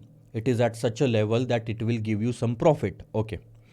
When the strike price and the spot price is equal, it is not giving you any kind of money, you are not exercising, but both are same. You are not even losing money. So this is called as at the money option. So whenever the question says that this option is at the money, it means the strike price and the spot price today is same. Okay, sir. This is called as at the money option. Cool. Now, when exercising the option results into a loss, obviously you are not exercising, but if you do exercise and it results into a loss, because if you are going to buy at 100 when the share is only available at 90, it will be a loss to you. So when exercising the option results into a loss, it is called as out of the money option. That means it is giving you an indication that this is out of the money. That means if you do exercise, you will lose money. That's why don't exercise. This is called as out of the money option. But this is applicable in case of call option. What if the put option is given? Obviously, this will become in the money for put option, because in put option we want the strike price to be greater than spot price and there will be some profit and we are going to exercise. So when this is the situation in put option, it will be in the money, this will be at the money, and this will be out of the money. So in put option everything is reversed. In summary, I can write down like this. This is call option, this is put option, and this is the situation. So the situation is like this. If the strike price is greater than spot price, strike price is equal to spot price, and strike price is less than spot price. Understand, whenever, and the logic is very easy. If it is profitable for you to exercise the option, in the money. If it is if you are going to suffer some losses, if you are going to bear some losses by exercising the option, it is out of the money. If you don't make any profit or loss by exercising the option, it is at the money. Simply speaking, in the money will be this situation, and in the money will be this situation in put option. This will be at the money situation in both, and this will be out of the money situation in both. So this is out of the money because strike price is higher and we need to buy at a lower price. This is buy option. This is sell option and we want the strike price to be higher, and that's where we are going to make profit. In the money option means we are making profit. At the money option means we are making nothing, no profit, no loss. And out of the money option means if we exercise and it results into a loss, that's out of the money. So out of the money option gives you an indication, don't exercise. Okay, in this question, the option is at the money. That means the strike price is equal to the spot price. You can clearly see that the exercise price is 26,000. Strike price and exercise price are one and the same thing. So the spot price is also 26,000. Okay, sir. And now this is the strike price and the spot price as well. And the rate of interest with simple compounding is 12% per annum. And this is for 3 months. That means 3% is going to be used for 3 months. Is the current premium for the option justified? Justified means, is the actual market price of the premium is equal to theoretical market price? Let's find out. We can calculate the theoretical market price, right? There are two different ways to calculate the theoretical market price. One of the way will be discussed later, but the other way is this. 26,000, 27,300, 24,700 and 26,000 is the strike price as well. The option is available at 1010. You calculate the theoretical price. Okay, sir, we will do that. SUSD. Now, first of all, let's calculate the probability, because we know we will be needing this amount, this figure. 1 plus R minus D divided by U minus D. Or else you can use the risk neutral approach as well. Okay, sir. Let me use the risk neutral approach. S0 in bracket 1 plus R. This is the FD amount, and FD rate should be equal to equity cash flow, which is SU into probability plus SD into 1 minus probability. So let's put down the values. This is 26,000 into 1.03. Am I right? By taking 1.03, 3% for 3 months.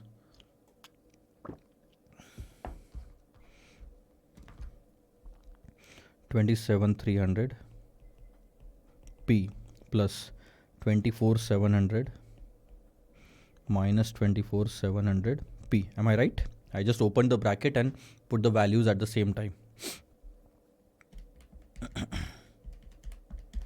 26,780. 26,780 minus 24,700, and in this case 27,300 minus 24,700 P.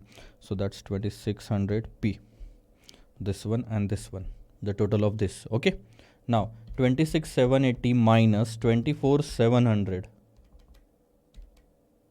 26,780 minus 24,700 divided by 2,600. So the probability comes to 0.8, that is 80%. Now, understand what is going to happen.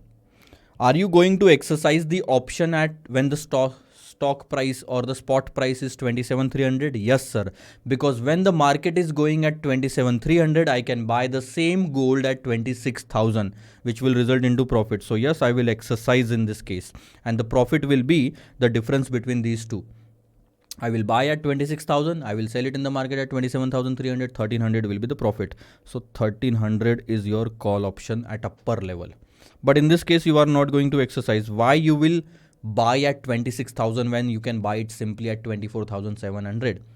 You can buy or sell at this price, but you cannot sell at this price. This is a call option. You have to buy at this price if you want to. So you will not exercise this option and the payoff will be 0, CD. The probabilities are like this. 80% is the probability for this and 20% is the probability for this. What you are going to do, just multiply with the probability and take the total and then discount it by 1.03 to bring the value. Okay, let's calculate the value of the call option. CU multiplied by probability, CD multiplied by 1 minus probability divided by 1 plus R. CU is 1300 multiplied by 80%. The rest of the figure is 0 because we are multiplying it with the CD, which is 0. 1.03. Okay. That comes to C0 is equal to 1009.71, as good as 1010. So yes, sir. We can clearly say that the call options value is justified because the actual market price is 1010 and this one also comes to 1010. So theoretical price is equal to the actual market price. You cannot do any kind of arbitraging in this situation. You will not make any profit. Okay, sir. This is how you have calculated. We have used this method. Okay. I have not used this method of delta ratio and all this thing. We are going to look at this concept. This is called as portfolio replicating model. And after that, I will come to this point, or else you can come by yourself and see that the answer is matching. But if you do this, if you do the risk neutral approach, if you take the risk neutral approach, the probability will come to 0.80 and then you can solve this question like this. And then you will say the option is justified. Okay, sir, this was a simple question. Now we are going to discuss about two-period model, two-period binomial model. See, two-period tree. And you can clearly see in this question, what is two-period? From this point, the price is going up and down. And after the price has gone up, it is again going up and down. And from the price, when it went down, it is again going up and down. So this is first period and this is the second period. How to calculate the call value? It's very simple, sir. I will just show you here. This is called as S0. This will be called as SU. This will be called as SD. But what exactly should be the variable for rest of the figures? Obviously, see, if the price is going up from SU, we will say it is SUU, upper side of the upper side. And we will say this as SUD, lower, downward side of the upper side. And this will be SDD, downward side of the downward side. It's very simple. Okay. Now, the question is asking us to calculate the value of call option at this point, C0. For that purpose, we need CU and CD. Why? Because once we calculate CU and CD, we will find out the probabilities, multiply the probabilities with call values, then discount it by this period to arrive at this. But now CU will also be calculated with the future values, which will be called as CUU, CUD and CDD. So now understand, you have to use the binomial model formula 3 times. First, this will be the period. With the help of CUU and CUD, you are going to reach at CU. With the help of this CUU and CUD, you are going to reach at this level. And then with the help of these two, CUD and CDD, you are going to reach at CD. And then this. So you can clearly see that 3 times you have to use the same formula. 3 times. That's it. The 2-period model is increasing the time you are spending to write the answer. It's not increasing your knowledge. You are going to use the same formula 3 times while you were using it once only till the previous question. That's it. So you will start from the last node. This is the node. First, calculate CUU, CUD and CDD. Let's do that. Okay. This is using the binomial model, calculate the current fair value of the regular call option. So this is a call option. That means we have the right to buy. The option is exercised only if the strike price is less than the spot price. Obviously, we want to buy the share. The buying price should be less. X is 28. This is nothing but the strike price and the risk-free rate is 5%. The risk-free rate is 5%. So first of all, when you have the right to buy at 28, decide whether you are going to exercise the option or not. I will just remove it for the time being so that I have the space. So action. Let's write down the action. Am I going to exercise the option? When the market is going at 36.30, I can clearly see that this is a situation of strike price lower than spot price. Strike price is 28 only. And the market is at 36.30 for this stock. Obviously, I will exercise the option. Exercise. And the payoff? Payoff will be the difference between the spot price and the strike price, which is 28. 36.30 minus 28 is 8.30. Come to the second part. When the market is at 29.70, you can buy the stock at 28. Are you willing to buy the stock at 28? Yes, sir. Because the market is going high. Strike price is lower than spot price. Exercise the option. The value of the option will be only 1 rupee 70 paisa, 29.70 minus 28. But when the market is at 24, I'm not going to buy the stock at 28. So I'm not exercising this option anymore. K is greater than spot price. Don't exercise the option. The option value is 0 now. Okay.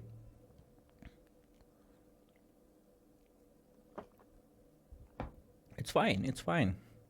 You have now reached at the last 3 call values. With the help of the first 2 call values, just multiply these call values with the probability, discount it by 1 period to arrive at CU. Then take these 2 call values, multiply it with the probability, discount it to arrive at CD. Then once you have arrived at CU and CD, multiply these with the probabilities and then discount it to arrive at C0. You will have your value. Okay. At all point of time, the probabilities has to be calculated differently. The probability at this point will be nothing but it will depend on this 36.30, 29.70 and 33. Okay. Let's write down. I will just show you. This is a question 59. Pay careful attention to this, okay?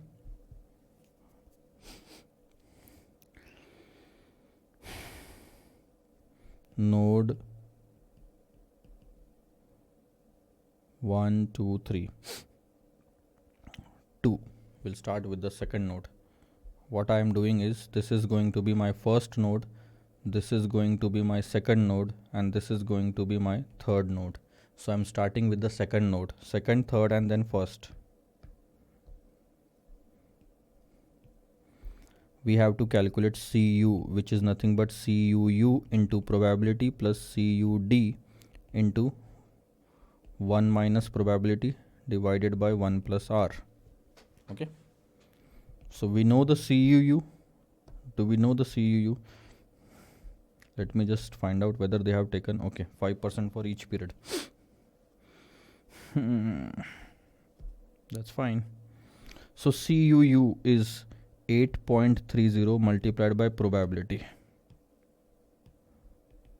plus 1.70 multiplied by probability. This is the first question where you are seeing that CUD also, the second part also has some value, otherwise it was 0 till now. And then divided by 1.05. Okay, have a look on this. They have given the risk-free rate as 5%, but if it is per annum or per period, nothing has been mentioned. Also, they have not mentioned that this 2 period from now S1 to 1 period. So what exactly is this? Is this 2 periods or 6 months, or what exactly is this? So there is no clarity in the question regarding this, and that's why institute has taken 5% for this period and 5% for this period, assuming that if you assume that it is for 6 months and 6 months, the rate is for 6 months itself. For per annum it will be 10%. Assume it like this. So we at each point we are going to discount the cash flows by 5%. If they would have given that this is a 6-month period and the other one is also 6-month period and the 5% rate is per annum, then we would have taken 2.5 and 2.5% for each period. Understood? Because of no clarity, we are assuming our own thing. Okay, now is the point where we need to find out the probability. Probability depends upon these values 33, 36.3 and 29.70, because we are at that node, second node. So let's calculate the probability first. There are multiple ways to calculate the probability. You can use 1 plus r minus d divided by u minus d, which will be 1 plus r minus d is nothing but sd by s0, and u is nothing but su by s0 minus sd by s0. So if you start putting the values, it is 1.05 minus, what is sd? See, sd is 29.70. 29.70 divided by s0 is 33. Or you will have to write down like this. sd, this will be sud. See, I will just reframe it according to our need. This will be SUD divided by SUU or SU, and this will be SUU divided by SU and SUD divided by SU. That's it. This is how it will be. SU. You remember this? The question is very simple, man. 1.05 minus 29.70 divided by 33, the volatility of price moving downwards, and in the denominator, volatility of price moving upwards minus volatility of price moving downwards. If you remember the concept, you write any variable, that will be fine. So 33 divided by 36.30 divided by 33 minus 29.70 divided by 33. So if you solve the question, it will be like 1.05 minus 0.9 divided by 1.10 minus 0.9. 75%. So this is the probability P.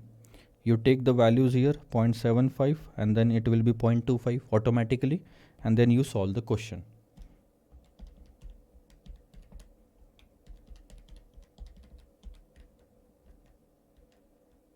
Sorry, 8.30 into 0.75 m plus 1.70 into 0.25 m plus MRC. My bad, I have just pressed it 2 times. So that's 6.65 divided by 1.05, 6.33. So this is your CU, 6.33. That means the value at this point 6.33. In the similar way, you will have to calculate CD. Now I am just going to the answer by the institute. Have a look. They did exactly the same thing. D minus U minus D, 29.70, this, it comes to 75%, and then you put the values here, and then it comes to 6.33. In the similar way, you are going to solve this one. At a lower level, you are going to again take, this will become one of the price. See, I will just show you. The good part about this question is, at every point the probabilities are coming equal. This might not happen in the exam, but in this question the probabilities are equal, and I will tell you why. The probabilities are equal at all the point because the increase and decrease from every point is same. See, just analyze. There is an increase of 10% on the upper side and decrease of 10% on the lower side. If you add 10% in 30, it will be 33. If you deduct 10% from 30, it will be 27. Then again you will add 10% to 33, it will be 36.3. Deduct 10% from 33, it will be 29.7. Add 10% in 27, it will be 29.7. And deduct 10% from 27, it will be 24.3. Since the percentage of increase and decrease is same at all points, that's why the probability is coming equal at every point. 75, 75, 20, 75 and 25, 25, 25. Are you getting it? So it becomes easy for you to use the probabilities in the second and the third part if you get to know this trick. Next time the question comes in exam, first find out if it comes in exam for a 2-period model, find out the increase and decrease in the percentages. If it is same at all the point, calculating the probability just once will be enough for the entire question. Okay, now what you are going to do, since you know the probability is same, 75% for the upper side, 25% of the lower side, multiply 75% with 1.70 and this will be 0, discount it by 1.05, you will get CD. Again, go back one step, multiply this probability 6.33 with 75%, multiply this CD with 25%, bring it back to 0 and you get your answer. See, 6.25 and 1.21, you have taken the same, 6.33 and 1.21, so 1.21 here, and again you are doing the same, 75, 25, and discounting it back by 1.05. So 4.81 becomes the value at C0. Do you understand that? It is like this. If I remove everything, all the clutter from this space, or I will do it just here, let's see. The summary is, you calculated the call value at each point. It was 8.30 here, it was 1.70 here, and it was 0 here. So you took first two, multiplied it with the probability, then discounted to make it 6.33 at this point. Then you took last two, discounted it, multiplied it with the probability, discounted it to by one step, and it was 1.21.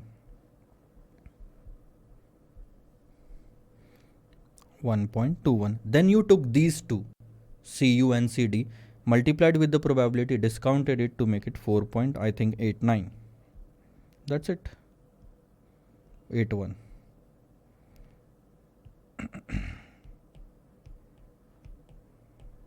So this is the value at which the option should be available in the market today, theoretically. Do you get that? Okay, sir. So yeah, this was a nice question. Nothing to learn about, but only thing is this question gets complicated with the use of multiple, like the same formula multiple times. Good. Practice makes man perfect. Question number 60 is your homework. It is same. You can clearly see here that today the price is 50. It is going up to 60, down to 40. If you calculate the percentage increase, it's I think 12% increase in this case. And the decrease is, no, not 12%. 10 rupees on this is 20% increase. 20% on 50 is 10. And the decrease is also 20%. From 60 to 72, it's again 20%. this is again 20%, this is again 20%, and this is again 20%.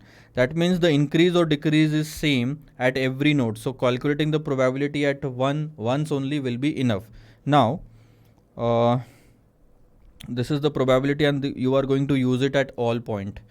Again, what is the data? See, equal percentage by 20. It is clearly written that the percentage of increase and decrease is 20% equally. Okay.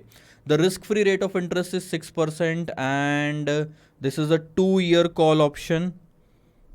2-year call option with a strike price of 50, and the current price is, strike price is 50, right?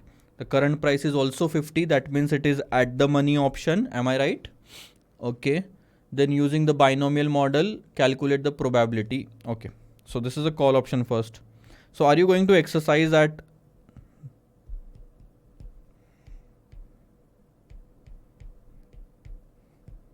what are you going to do? See, at 72 you will exercise the option because you have the opportunity to buy the stock at 50 when it is available in the market at 72. So 22 will be your payoff. But when it goes to 48, you are not going to exercise or buy the stock at 50. So you will not exercise here and here as well. The options value is 0. Okay, you understood? Now this becomes more easy. You multiply with the probability and bring the value to CD. It will be 0 itself because the other two values are 0 at the end. But now the only thing that you have to do is multiply 22 with the probability, which is 65%, and bring it back by whatever the discount rate is. You will get CU, and then again multiply CU with 65% and bring it back to 0th time because the other value is 0 itself. So this becomes easy for you now. See, 2200, and this is also 0 because of this, and you multiply it with 0.65 and take it to this one. See, 22 into 0.65 divided by 1.06, and this is your value. So this was a little easy question.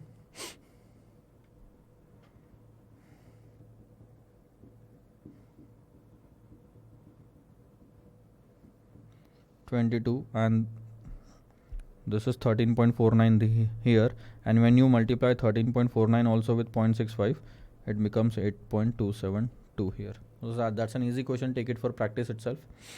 And let me check. There is one thing that I want to teach you, like you need to be very careful what can happen. Have a look on this question. This is question number 61. Again the same 1 year and 2 year question. You can clearly see that there is some changes in the increment and decrement. Right now it is at 100 and it is going up to 108. Okay, so that's 8% increment, but on the downside it is only 5% decrement. So 8% and 5%. Okay, from 108 again it is going 8% up. So the increment is, or we can say the appreciation is same, 8% and 8%, but the depreciation or the decline is 5% from 100. Now if you calculate the decline from 95 to 90.25, you will realize 95 less 5%. Yeah, exactly, it is also 5%, and add 95 plus 8%, 102.6. So whenever it comes to rise in the prices, it's 8%, and decline is 5% at all point. This is also 5%.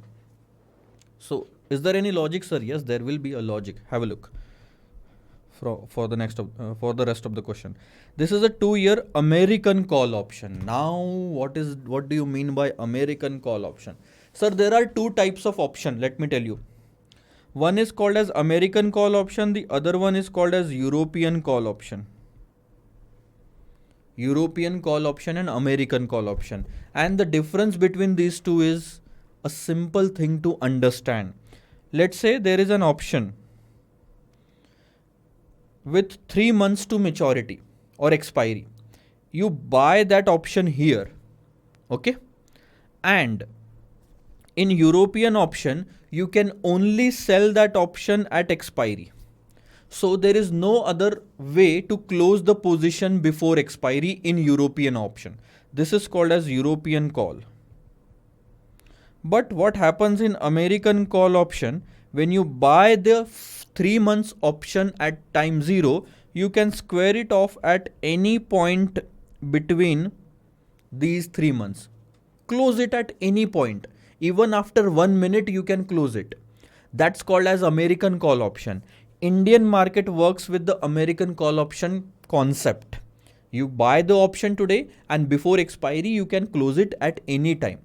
And this question is of American call option. That means if you find a preferable or a profitable situation or a profitable spot price during this time, you can close the position at any time on that price. You don't have to wait till expiry. If you get a better deal before the expiry, you make sure you close your position at that time. Okay, sir. Now let me tell you one thing. Let's say the strike price is 100 rupees and the spot price on this random date is 110. Are you going to exercise the option? This is a profitable situation. You can exercise the option because you can buy the share at 100 rupees when the market is going at 110. So you have your call has a value of 10 rupees at this point. But if you don't, once you decide not to sell or square off the call at that date, and you move on to the next dates, and the days pass on, what happens is that let's say the price goes to 95, not 95. Yeah, let's say it goes to 95. Now today the option is worth 0 because you have the right to buy at 100 and the market is at 95. Who is going to buy at 100? Also, the price can go to 102 and at this date your option has a value of 2. So if you wait till the expiry, you can only have the profit of 2 and you can only bag the profit of 2 rupees. But if you get a better deal before the expiry, you can close the position and bag the profit of 10 rupees. In a lesser time, higher profit. This is how the American call works. In the previous question also, we didn't pay attention to the prices, but understand, when we reached at this price 60 rupees, we had the option. If this is an American call option, we could have exercised this option and we would have the profit or the payoff of 10 rupees. So we had a chance to make the payoff of 10 rupees, but still we continued, and I will tell you why. We continued because when we calculated the present value of 22 into 0.65, or we calculated the present value of the call value from this date, it came to 13.49, which was higher than exercising at 60. So we considered this price 13.49. Yes, we considered 13.49 for our further calculation. We continued with 13.49. That means we continued for the next year as well. If, understand one thing, if instead of 60, it would have been, let's say, 65. At that time, our option would have been worth 15 rupees on that date before without moving for the next year. And at that time, I would have said that there is no need to move further from this date. Consider the options value as 15 and take this 15 for the further calculation. So then I would have used 15 and 0 instead of 13.49 and 0, because every investor would want to bag a higher profit. If you get a higher profit, you will go with that.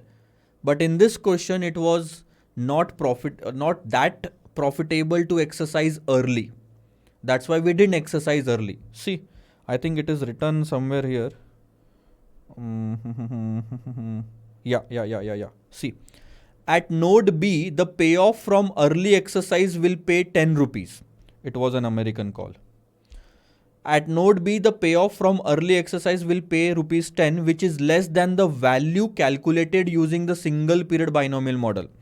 If we continue, we will get 13.49 today. If we don't continue, we will get 10 rupees today. So what will be your decision? To continue. That means we ignored this. If this would have been 15 now, we would have decided that do not continue. Take 15 as the final figure and exercise early. Okay, but what will happen in this question? Let's have a look. With a strike price of 98, again this is a call option, we can buy the stock at 98 if we want to. Okay. The current price is 100. Risk-free rate is 5% per annum. Have a look on that. With a continuous compounding. So instead of 1 plus R, you should be using e to the power 0.05. That is 1.05127. Assume 2 time periods of 1 year each. Using the binomial model, calculate the probability of price moving up and down. It's very easy. You can do the same, you can use the same formula, but make sure you use the value of E, and this will be 78 and 22. The probability of price moving down will be 22%, 78 and 22%. Okay, that is the one thing. Okay. Then the second thing, expected payoff at each node, N1, N2 and N3, round it off to 2 decimals. So let's find out. Expected payoff at each node. So this is N1, N2, N3. Basically they want us to calculate C0, CU and CD. And you have the option to right to buy the stock at 98. Let's move a period ahead. If we have this is an American option. We can exercise early if we want. Let's find out if we do exercise early, what will be the payoff. Here there are two options with us. To exercise early, if we do exercise early, like if we exercise early, 108 minus 98 will be the value of the option. Obviously, it is profitable to buy or exercise the option at 98 when the market price is 108. So the price will be 12 rupees. Am I right? The payoff will be 12 rupees. But if we choose not to exercise early and move ahead, wait for the next year as well, then let's find out the value there first and then we will bring it to second point. So 116.64 minus 98, we will exercise the option here. 116.64 minus 98 gives you 18.64. And minus 98, here also we are going to exercise because the spot price is higher. 102.60, that's 4.60.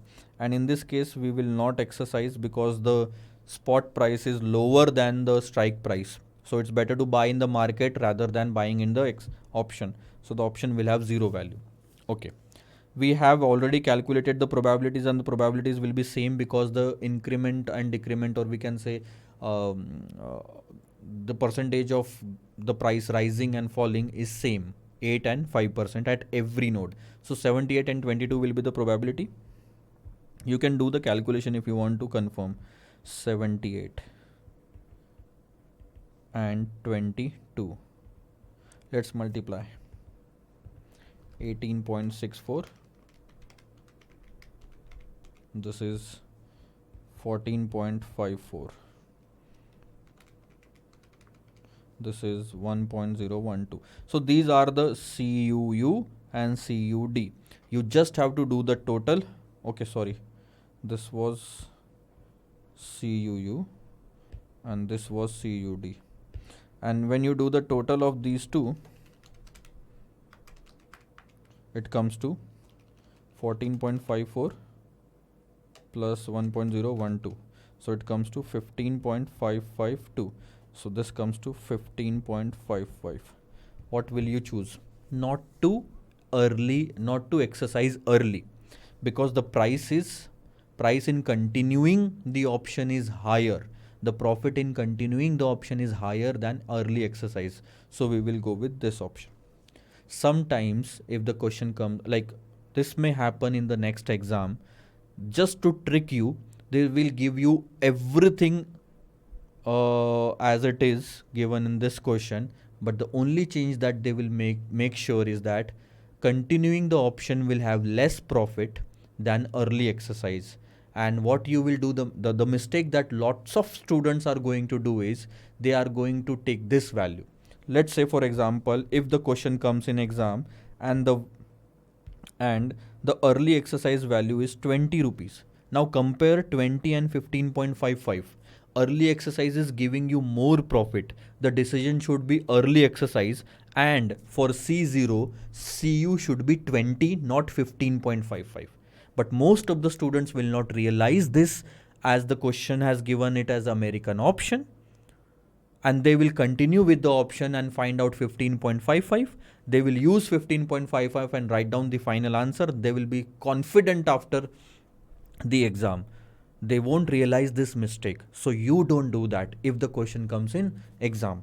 If this price early exercise is higher, take that. Otherwise, the second one, whichever is higher. Let's write down, find out in this case. This comes to 14.79. Am I right? 15.55. Okay. What I didn't do here is I didn't discount it. I didn't discount this. So we have to discount 15.55 and then write it down. So that's the only mistake from my side. 14.79 should be the value. 79 or whatever it is. 79. Okay. Node 2, node 3. Then using the values at node 2 and 3, node 1. In this question, okay. But be assured that if it is an American call, next time I'm pretty much sure that they are going to make sure the early exercise value is higher than 14.79 or this continuing option. And at that time you will continue with the second way, because you have the practice of doing it. If it would have been 20 now, if the early exercise is giving you more amount, go with that. Don't continue. Use 20 and then this second CD and then you calculate C0. Okay, sir. I will just declare that we have finished with the option valuation binomial model. So one of the model is now finished. We can say we have seen lots of question in the binomial model from, see, the 3 questions are pretty much same. I have taken the 59th one, all the others are same. So 59, 60, 61 are on 2-period binomial model. We have seen 56, 57, 58 also. Now only I think 6 questions are left. Out of that, 3 questions are based on the Black and Scholes model. So I will take a break and I will be back to discuss the new model, Black and Scholes model. There is some formula in that and there are lots of calculation that you will have to learn in the Black and Scholes model. So be ready from your mind, like take your time, free of yourself, just clean that mind and get back to the class to learn about the Black and Scholes model. See you.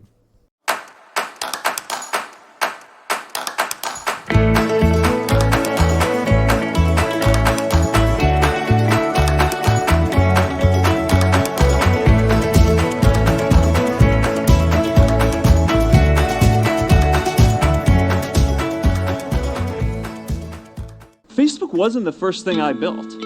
I also built chat systems and games, study tools and music players, and I'm not alone. J.K. Rowling got rejected 12 times before she finally wrote and published Harry Potter. Even Beyoncé had to make hundreds of songs to get Halo. The greatest successes come from having the freedom to fail.